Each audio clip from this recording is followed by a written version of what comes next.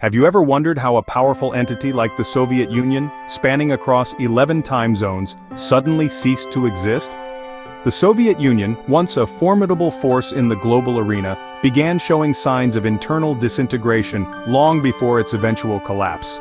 Stagnation had set in, not only economically but politically too. The system was paralyzed by a lack of innovation and progress, trapped in its own rigid framework. Ethnic separatism also played a hand, with 15 top-level republics each serving as homelands for different ethnicities. The diversity that once made the Union strong was now causing division and discord.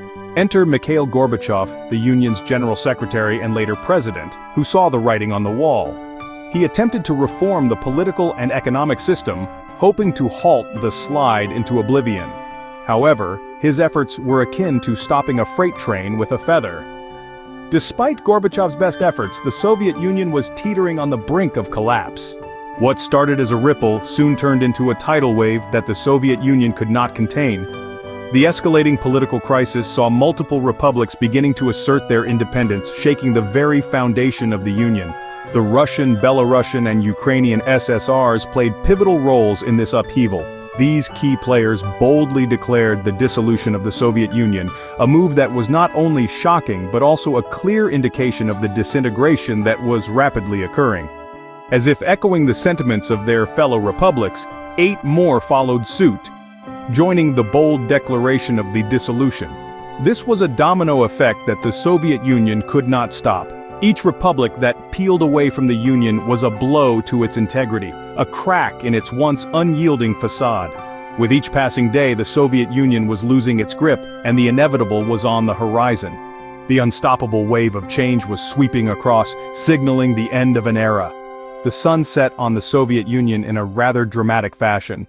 Mikhail Gorbachev, the general secretary and president who had been attempting to reform the Soviet political and economic system, tendered his resignation on the 25th of December 1991.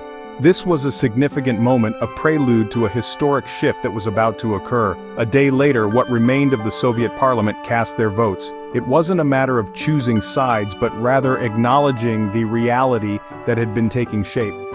The decision was unanimous. The Soviet Union was to be dissolved. This vote was essentially the final nail in the coffin. It marked the end of an era, the dissolution of a sovereign state that had once been a dominant force on the global stage. The once mighty Soviet Union was no more, leaving behind a myriad of questions and a new world order. The dissolution of the Soviet Union was not just the end of a geopolitical entity, but also a moment that reshaped the world. In the immediate aftermath, 15 republics emerged from the ashes, each grappling with newfound autonomy.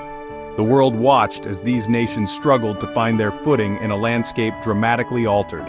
Throughout this video, we've journeyed through the complex factors that led to the end of the Soviet Union.